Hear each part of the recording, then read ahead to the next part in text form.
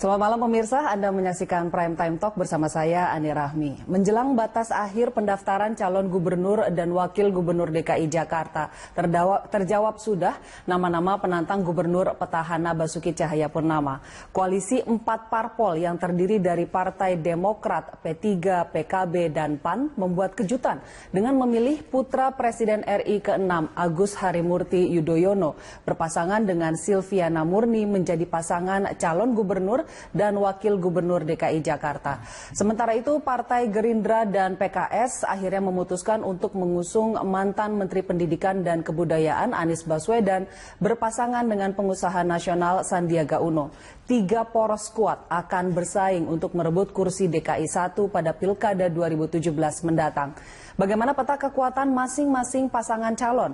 Lalu strategi-strategi apa yang akan digunakan para pasangan calon untuk merebut hati warga DKI? Untuk membahasnya telah hadir bersama kami di studio pengamat politik Jayadi Hanan dan Wakil Ketua Umum PAN Hanafi Rais. Selamat malam Mas Jayadi dan Mas Hanafi. Terima kasih sudah hadir di Berita 1 TV. Dan nanti kita juga akan berdiskusi dengan politikus Gerindra Habibur Rahman serta tim pemenangan Ahok Nusron Wahid melalui sambungan telepon.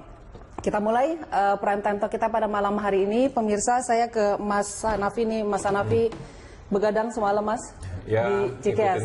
Ngikutin terus. Saya ikut begadang soalnya Mas. Dan ini menjadi kejutan karena muncul apa yang disebut mutiara dalam pilkada, yaitu wajah baru di dunia politik. Agus Harimurti Yudhoyono tidak menjadi cawagup tapi menjadi cagup. Nah, apa pertimbangannya? Kenapa Agus? Sebelum bicara kenapa Mas Agus, dalam politik memang selalu dikenal ada elemen of surprise. Dan saya kira itu cukup bisa menarik simpati dan perhatian rakyat Indonesia, terutama juga yang ada di Jakarta ini. Sehingga memang betul sejak proses awal kesepakatan partai-partai dalam mendukung Mas Agus sebagai calon gubernur ini memang sudah sejak lama, ya. Tetapi memang betul-betul disimpan rapat-rapat karena kita mengikuti perkembangan bagaimana petahana, kemudian juga bagaimana partai politik yang lain, sehingga muncullah kemudian nama Mas Agus Yudhoyono. Dan bisa diterima dengan sangat hangat oleh partai-partai politik yang tadi pagi sudah disampaikan oleh Pak Zulkifli Hasan, Ketua Umum Partai Amanat Nasional. Dan kita melihat kenapa Mas Agus ini memang menjadi sebuah keniscayaan juga sebenarnya untuk bangsa kita ini. Orang akan mengatakan, usia, pengalaman politik. Tapi kita ternyata sudah membuktikan yang usianya muda, yang dianggap tidak punya pengalaman politik, misalnya Ridwan Kamil, yang arsitek, yang cuma arsitek, berhasil memimpin kota Bandung. Kemudian ada yang cuma doktor, lulusan dari Jepang, Emil Dardak, berhasil jadi Bupati Trenggalek. Kemudian ada Bima Arya di Bogor, kemudian ada Zumi Zola, Gubernur Jambi, dan itu artinya kita melihat pertama ini sebuah keniscayaan.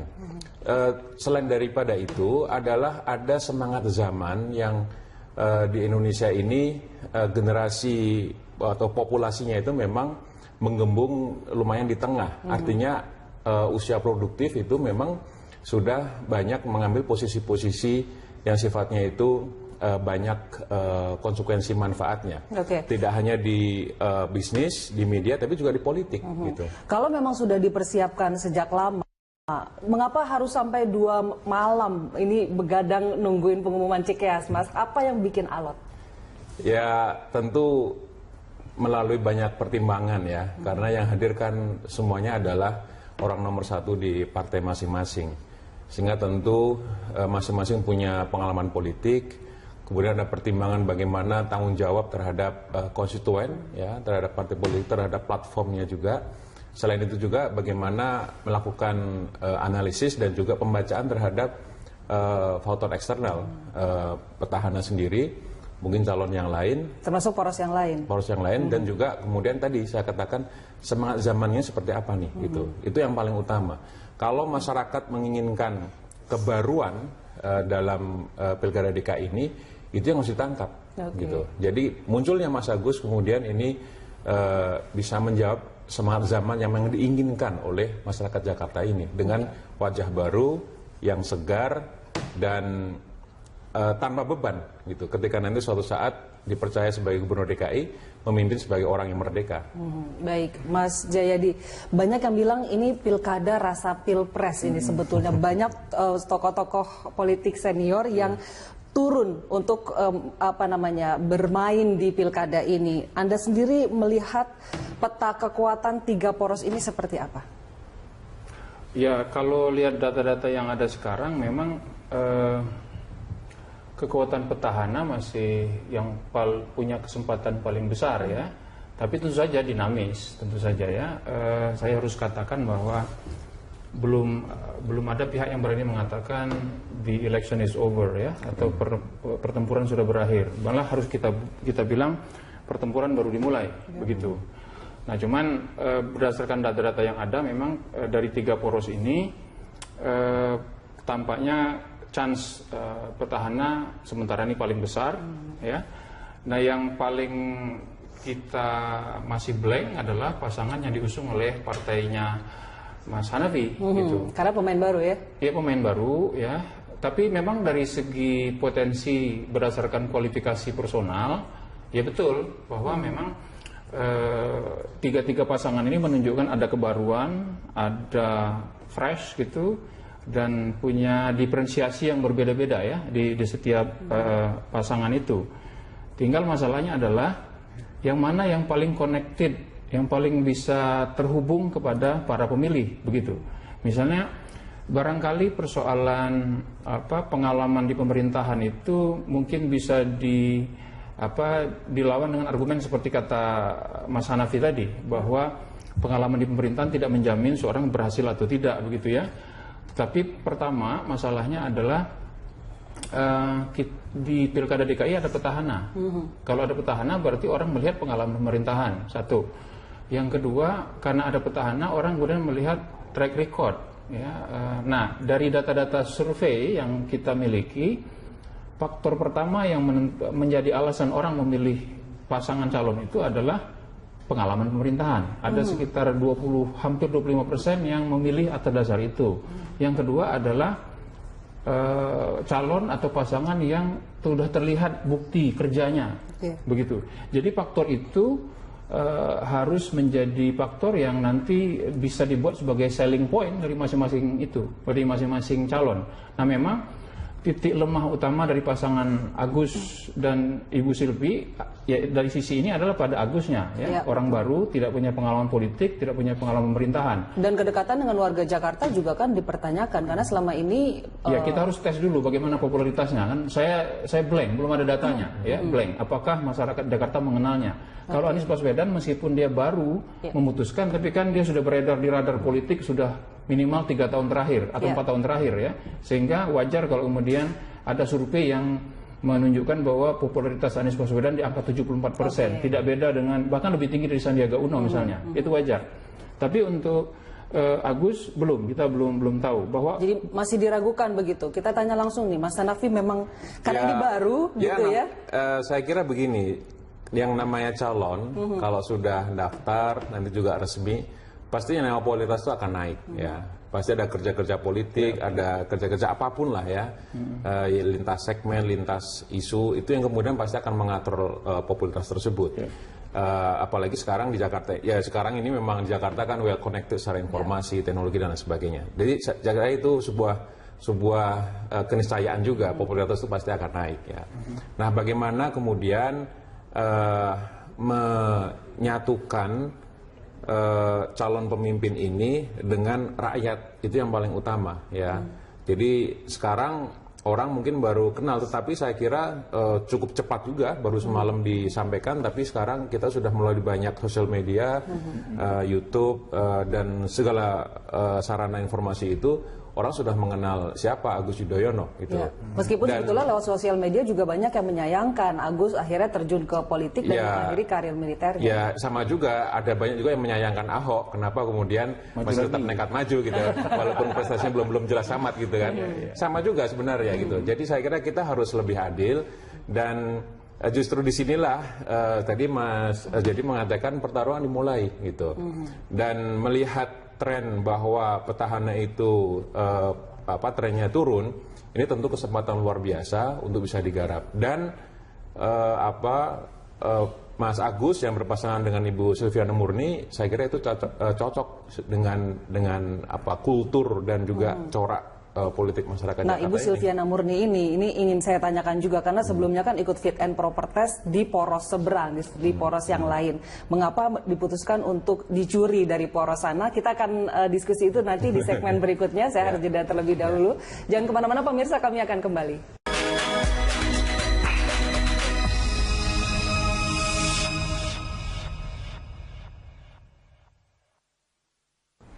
Tiga pasang calon gubernur akan meramaikan Pilgub DKI Jakarta tahun depan dan berikut kekuatan tiga poros dari masing-masing kandidat.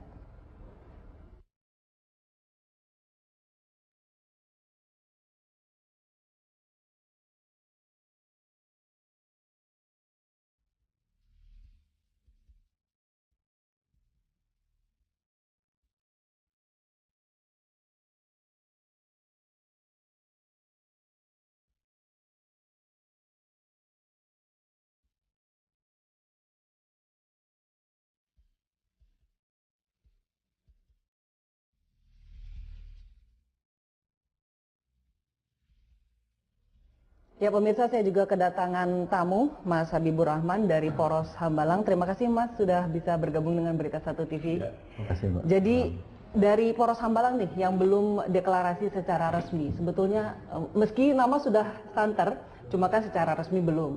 Jadi siapa yang akan diusung oleh Poros Hambalang? Ya, sini masih ada beberapa jam ya. Kalau nggak salah masih ada 6 jam, masih banyak sekali. Jadi belum dapat disampaikan secara resmi ya pasangan yang kita usung adalah siapa dengan siapa, tapi yang jelas Sandiaga pasti, tapi yang berpasangan dengan Mas Sandi belum bisa kita sampaikan secara resmi. Memang juga secara resmi belum benar-benar diputuskan. Jadi yang tetap saja kalau bahasanya begini, sebelum bendera kuning berkibar tuh masih bisa lah berubah. Janur kuning. Janur kuning, sorry, janur kuning lain. Janur kuning ya, sebelum janur kuning. Jadi ada kemungkinan ada kejutan begitu dari Poros Hambalang? Kayaknya seperti itu ya, bukan kejutan, cuman kalau diberitakan ini tadi saya baca paketnya Anies Nagus, ya menurut saya itu masih prematur gitu, paket yang dibikin tadi. Gitu. Karena memang belum dideklarasikan. Belum diumumkan, belum diputuskan dan belum diumumkan. Sekarang lagi dibahas. Malam ini juga dan malam ini juga langsung mendaftar ke KPU. Betul. Begitu. Oke. Sebelumnya sudah diumumkan jadwal deklarasi, lalu rencana ke KPU itu kan sudah dari kemarin ya Mas ya? Ya itu kan nggak ada namanya kan. Kita juga lihat bahwa acara pestanya ada tapi mempelainya belum nggak ditulis. Yang ini kita lihat Pak Anies Baswedan dan Pak Sandiaga Uno sudah sholat Jumat bareng gitu. Ya bisa lah, bisa macam-macam lah sholat Jumat. Alot sekali, apa yang bikin alot?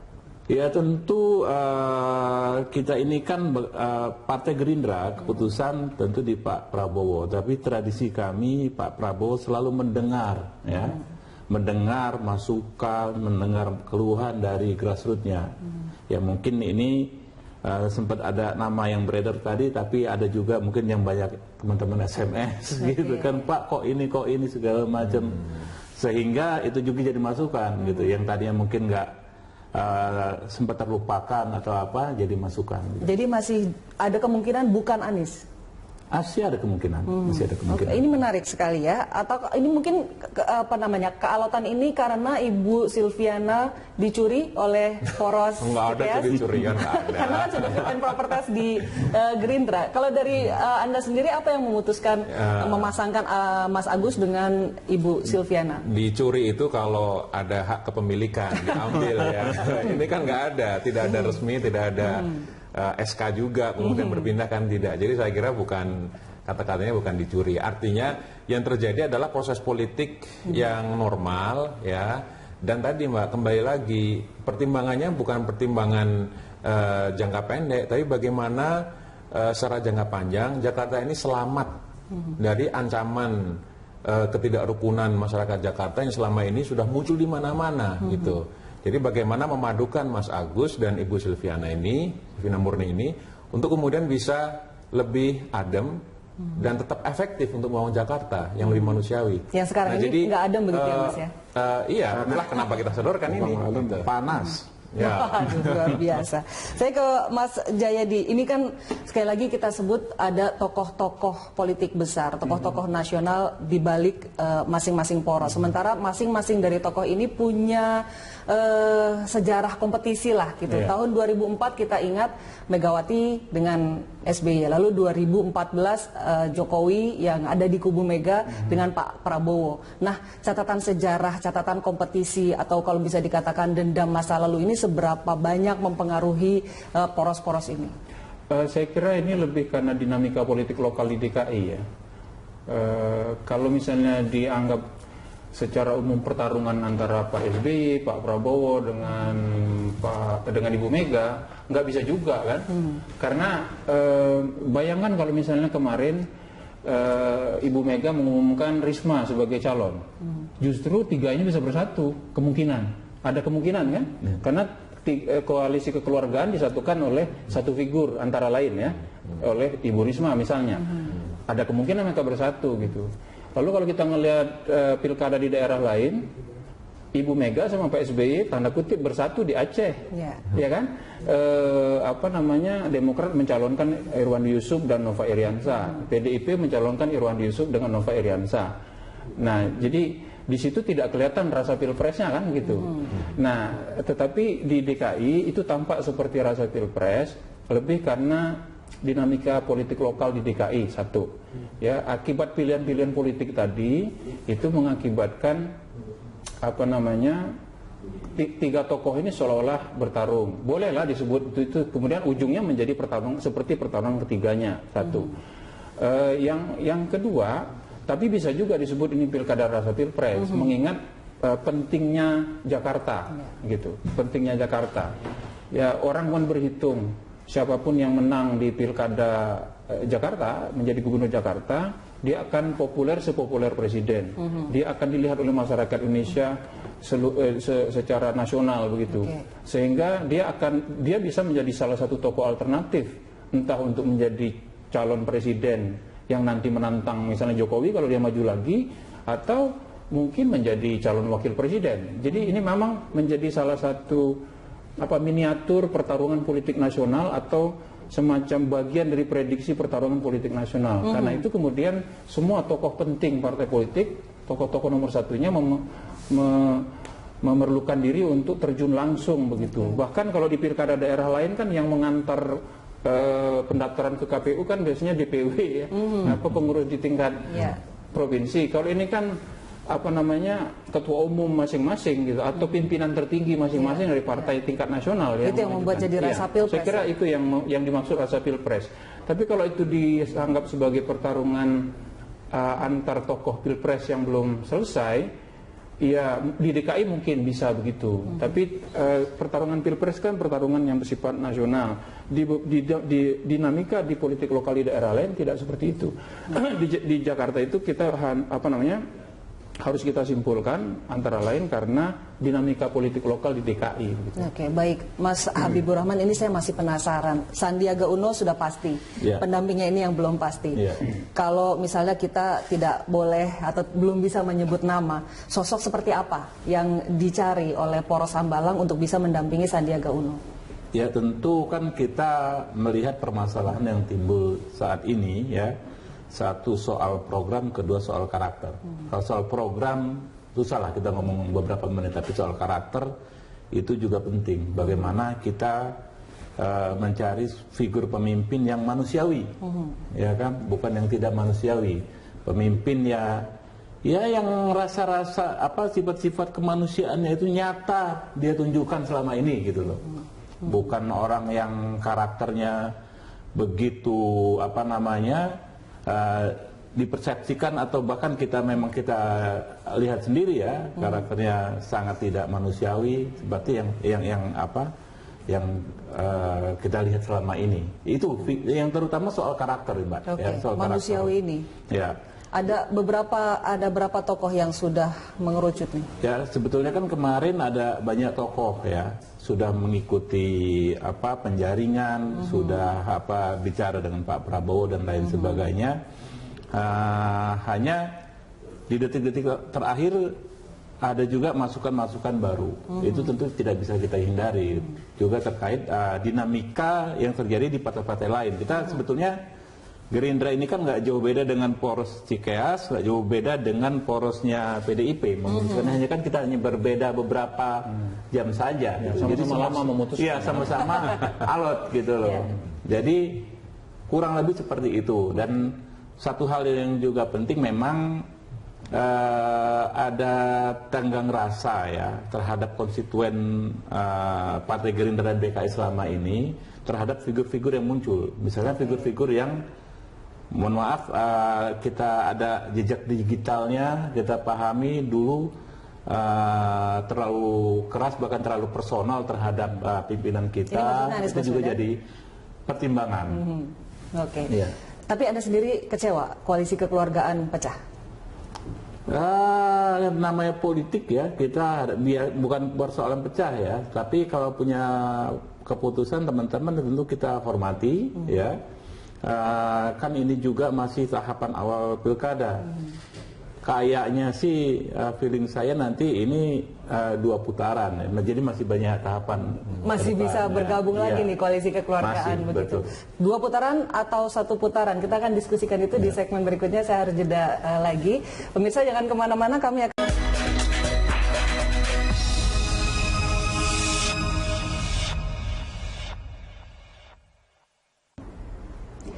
Agus dan Anies tantang Ahok, itu adalah topik Prime Time Talk yang sedang kita perbincangkan pada malam hari ini. Kami juga mengundang Anda pemirsa untuk bisa ikut berpartisipasi dalam dialog kami pada malam hari ini. Anda bisa menghubungi nomor telepon yang tertera di layar televisi Anda. Kita lanjutkan perbincangan ke Mas Habib terlebih dahulu nih. Mas Habib, bisa dikatakan bahwa poros Hambalang ini seperti kecolongan panggung gitu. Belum ada pasangan yang dideklarasikan, lalu belum pasti juga kapan akan ke KPU meskipun waktunya masih ada. Lalu strategi apa yang akan diusung oleh poros Hambalang untuk bisa memenangkan Pilkada DKI ini? Kalau kecolongan saya rasa enggak ya, karena kita justru partai yang pertama menetapkan calon ya, Mas Sandiaga Uno waktu Rakornas kemarin ya.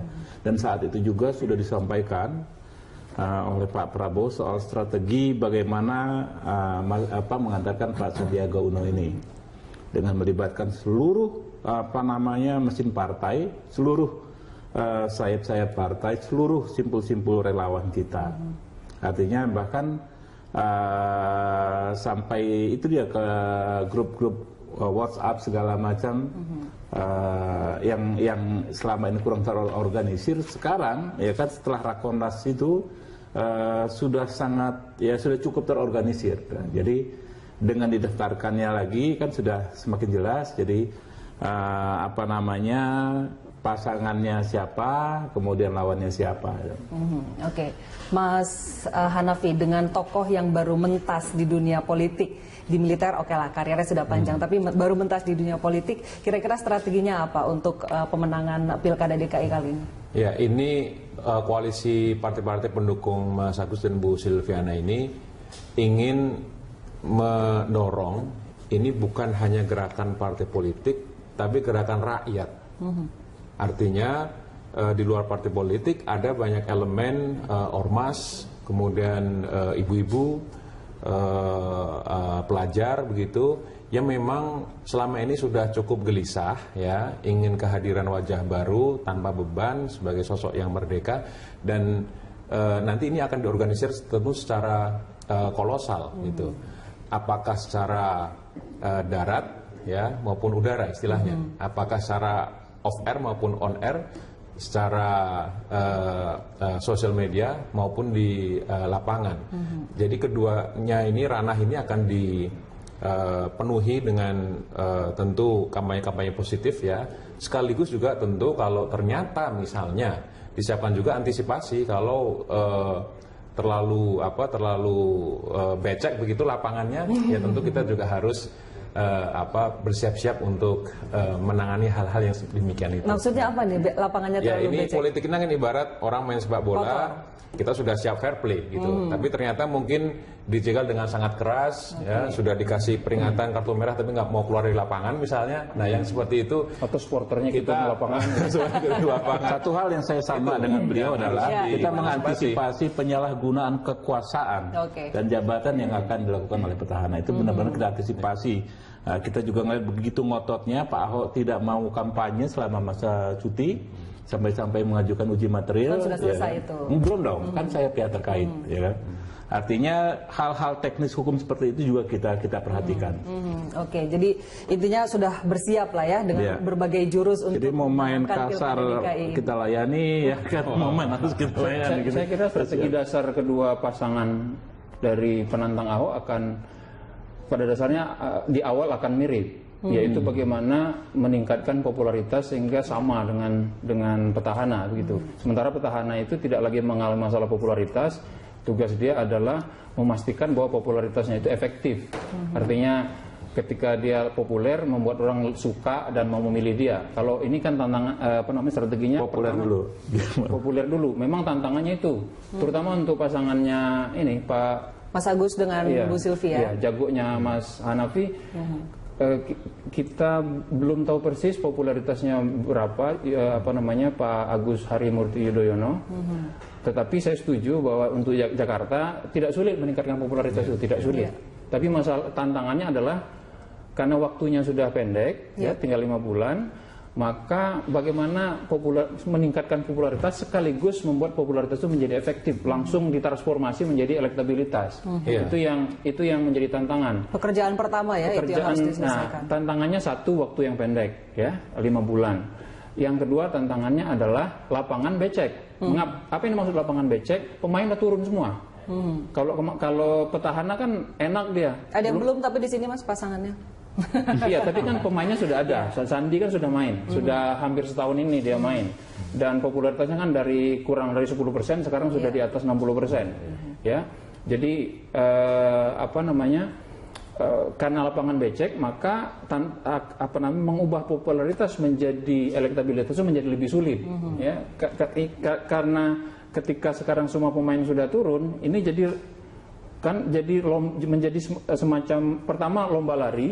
Kalau sama-sama meningkatkan popularitas, kalau kita lari 100 km tidak berarti kita unggul 100 km kan, karena ada yang lain lari misalnya 90 km, berarti keunggulan kita bukan 100 km, keunggulannya 10 gitu. Itu satu.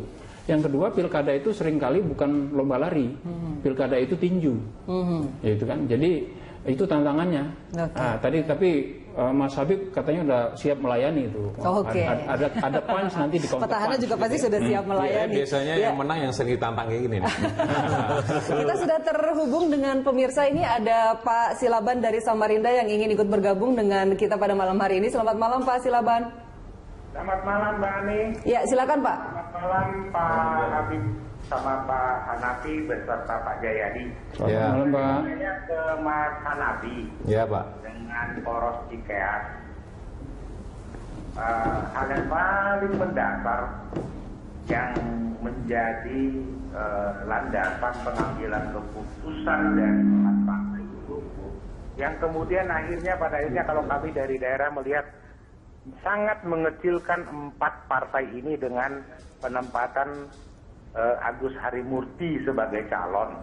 Kalau saya sih lebih melihat begini Pak, ini komentar saya, nanti tolong ditanggapi, bahwa keputusan itu adalah keputusan Ibu Cikeas yang ada di Cikeas. Itu yang untuk Mas Hanafi.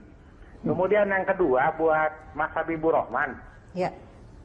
Kenapa sampai saat ini keputusan itu begitu sulit diambil oleh Gerindra dan PKS? Kalau kami melihatnya begini, posisi tawar-menawar PKS yang begitu tinggi menyulitkan Gerindra untuk kemudian meyakinkan PKS bahwa pilihan Anies dan Sandi itu merupakan pilihan terbaik. Kalau pada akhirnya itu yang gol, mohon maaf Mas, kalau saya tanya berapa maharnya kemudian yang diterima. Baik, Pak Silaban, terima kasih Pak sudah bersama kami. Ini sudah kami catat, tapi masih ada satu penelpon lagi. Nanti kita akan bahas bersama-sama. Pak Iwatara dari Jakarta, selamat malam Pak Iwatara, silakan Pak. Selamat malam Bu, selamat malam para pemirsa. Pertama saya berterima kasih karena ada calon-calon lain yang untuk menghadapi Pak Ahok. Semakin bagus lawannya, semakin baik buat Jakarta. Karena siapapun nanti yang menang, pasti orang yang baik. Yang kedua, saya melihat kok dua penantang Pak Ahok ini, Pak SBY dua-duanya. Maksudnya Pak Agus putra SBY. Pak Anies juga orang Demokrat.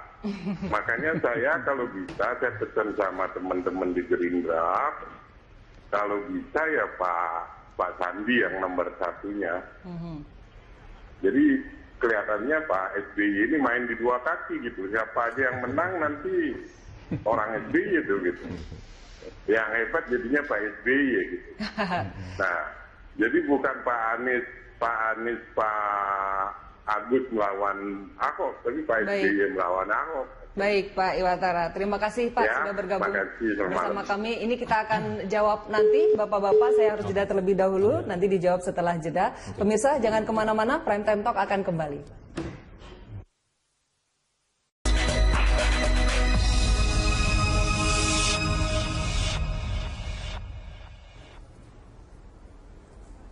Pemirsa, saya akan persilakan tamu saya pada malam hari ini untuk menjawab pertanyaan-pertanyaan yang diajukan oleh dua penelpon tadi. Ke Mas Hanafi terlebih dahulu. Seberapa besar faktor Ibu Cikeas nih kalau tadi disebutkan oleh Pak Silaban di Samarinda? Ya, saya tidak menyampaikan secara detail Pak Silaban, tetapi saya kira kita sebagai orang tua itu pasti bisa merasakan bagaimana kalau sang anak itu lantas punya keputusan politik yang sangat besar dan berpengaruh pada masa depan hidupnya gitu. Yang saya cermati atau saya lihat, ketahui bukan persoalan yang sederhana juga untuk memutuskan atau memberikan restu pada Mas Agus untuk maju. Bahkan terjadi perdebatan sebagai orang tua ya, sebagai orang tua.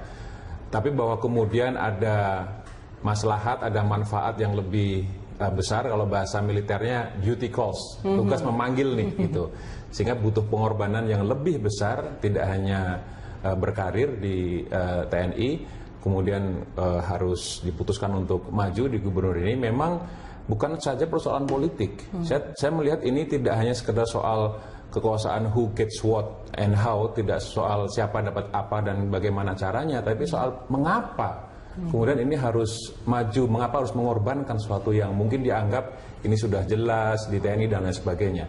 Nah, saya melihat para ketua umum dengan Pak SBY ini ada problem soal ketidakadilan, soal tidak hadirnya kemanusiaan yang ada di Jakarta ini yang harus dijawab.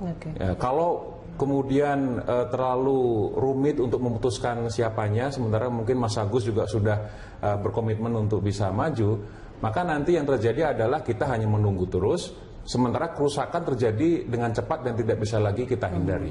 Nah, kita ingin sosok ini bisa menjawab tantangan tersebut, bisa muncul sebagai orang yang menjawab soal keadilan dan juga kemanusiaan.